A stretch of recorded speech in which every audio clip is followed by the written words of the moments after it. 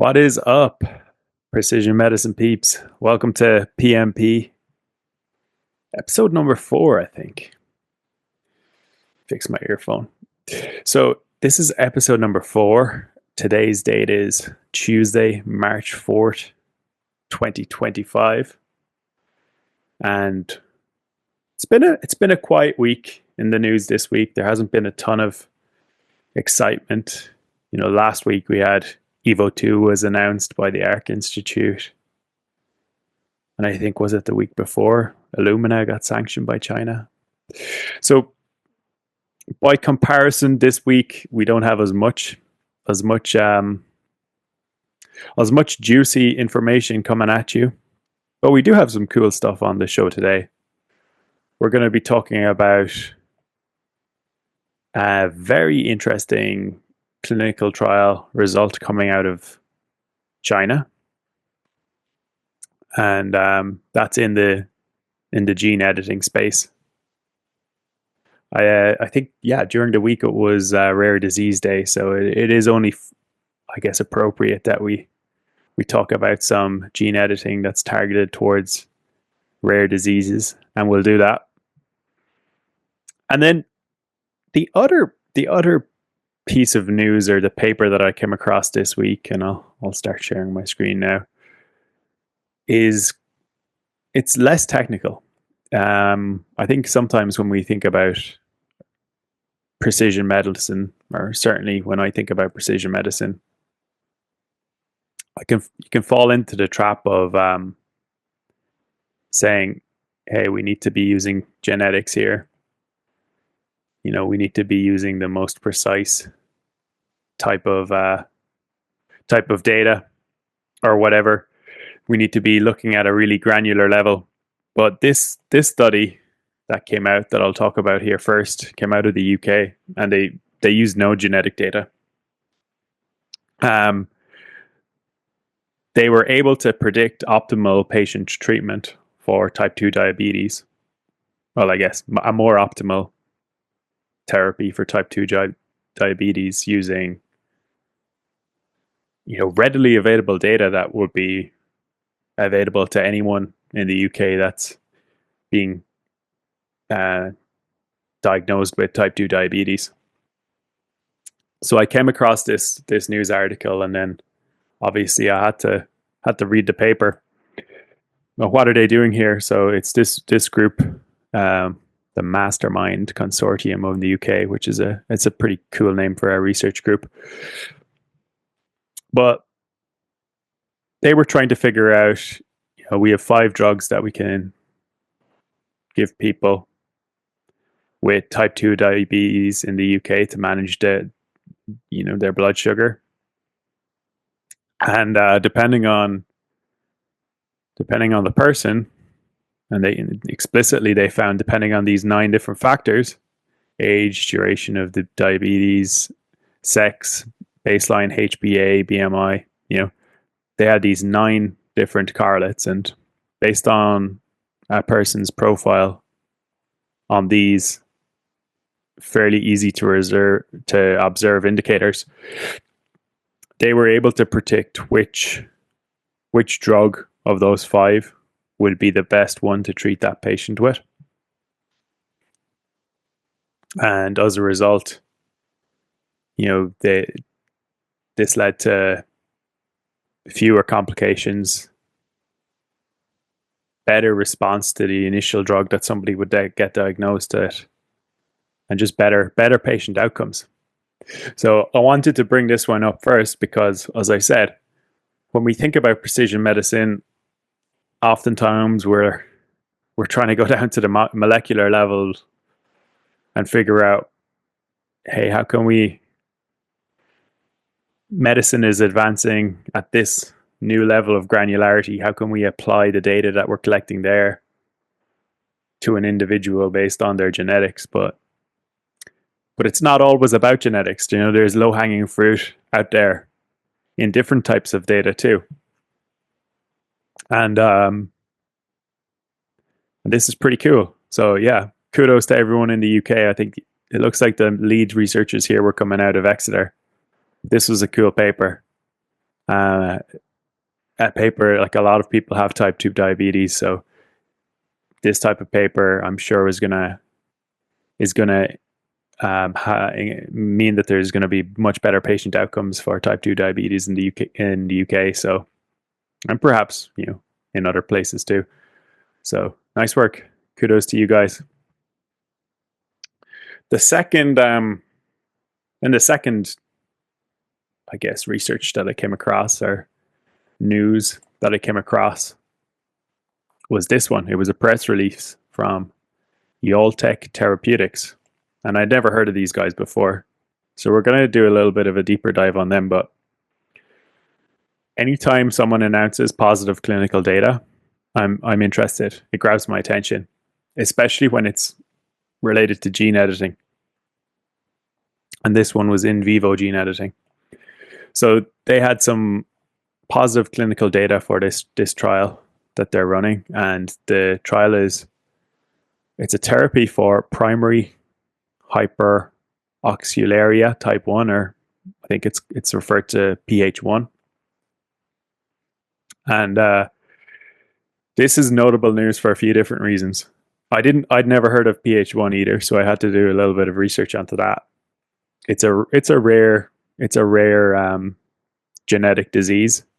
I think it says 1 to 3 of every million people have it. Usually, if you have it, you're diagnosed at the site when you're a child. I think before you're the age of 3, and the main way that you get diagnosed is kidney stones. So children don't usually get kidney stones. So if a child gets kidney stones, this will be one of the things that they will test for. But what is PH1? Well, PH1 occurs, and this is all from this website. I'll include all the links I'm showing you here down in the description of this video. I haven't been doing that. If you're listening on YouTube, at least. If you're listening on Spotify, maybe you want to go over to YouTube to check out the links. But PH1, what causes it? Well, there's two. Even though the symptom that you get is kidney stones, it's actually a disease that results from a problem in the liver. So there's two enzymes that you have in the liver that are related to this particular disease. This was a cool visualization down here. These two enzymes work together. So Go is the name of the first enzyme that produces some type of oxidate, and those oxidates are then processed by AGT and turned into a byproduct. I don't have the byproduct on the top of my head, but for somebody with PH1, the AGT part of this process is broken, and so these oxidates get produced, but they don't get processed, and so they're a waste byproduct. And this happens inside your liver, and your kidney then is trying to process the waste out of your body, and these oxidates can build up, and that's the cause of kidney stones. But it can go further than that. It can go further than kidney stones. Then once the kidneys get worse and worse, and kidneys aren't able to eliminate the oxalate, it can spread to your eyes, your heart, your bones, your skin, different parts of the body. So it's a disease that does need to be managed. I was reading up on what Yoltech's Yolt 203 therapy is doing, and keeping these nice visualizations here. What it's doing is it's turning off the oxidate production here from the Go enzyme, and so we don't have as much oxidate build up inside in the liver, and so the body that build up doesn't hurt the kidneys and hurt the rest of the body. So that's what's going on under the hood. At least that's what Yoltech is trying to do. And so they had they had this is an in vivo gene editing. Um, they have a whole pipeline in Yoltech, and it seems like when we look at this is their pipeline. They have a few different drugs that they're testing out. Again, I'd never heard of them, and they they do they do in vivo drug delivery with lipid nanoparticles. When I was reading up on them, but yeah, so what they found is this gene editing technology that they've designed would be a one-off cure potentially for this disease. So it deactivates Go, which again, I think I mentioned that a little bit earlier. And they started trials in August 2024. Then I think they did a second round of, it's in phase 2 trials now. I think it's from September.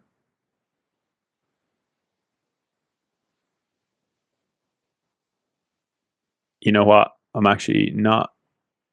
It's not jumping out to me which phase this trial was. But again, this is one of those really rare diseases. So they got the orphan drug designation, which is one of the FDA's designations that goes to a drug, I think, affecting less than 200,000 people.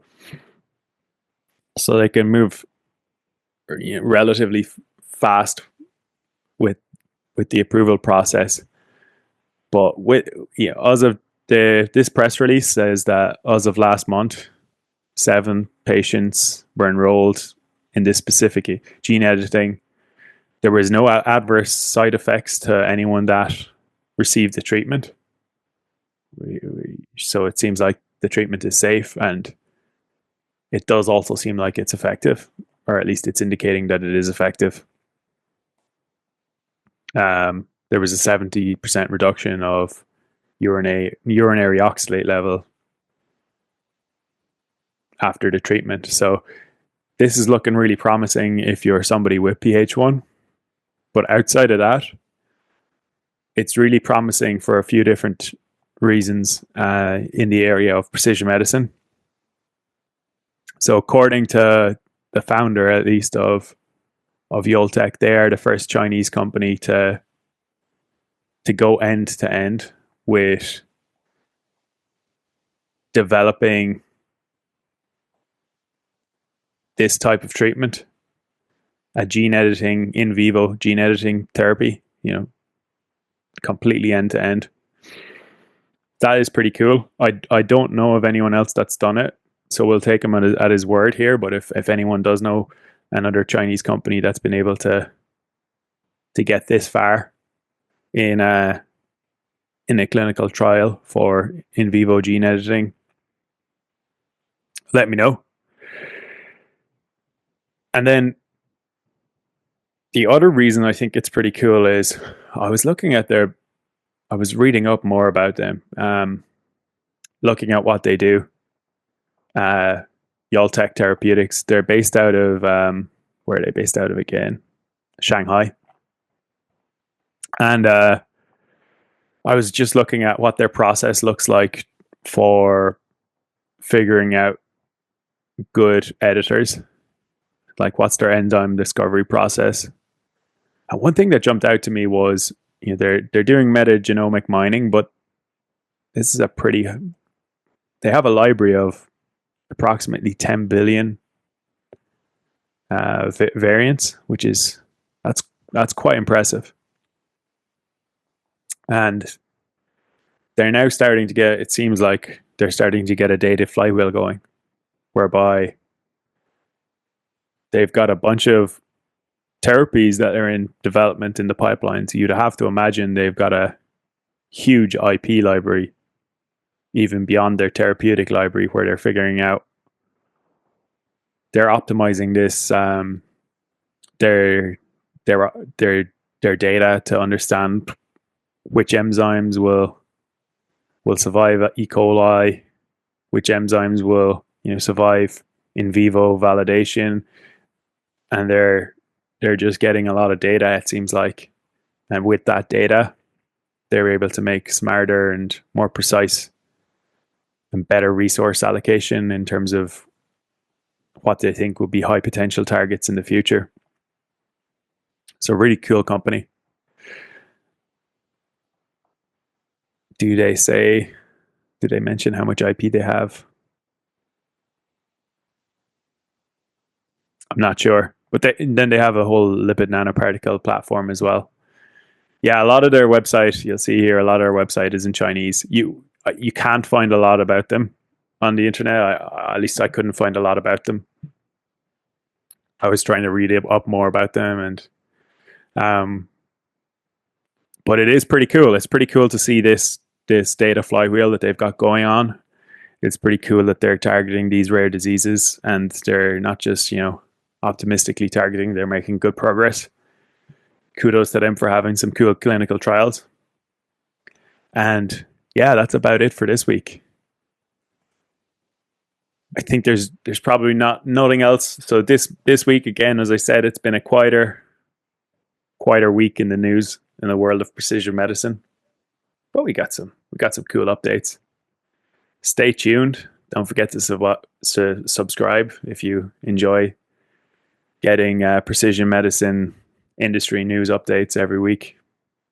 We're here every Tuesday on Spotify, on YouTube. I've been your host, Gary O'Keefe. I'll talk to you next week. Goodbye.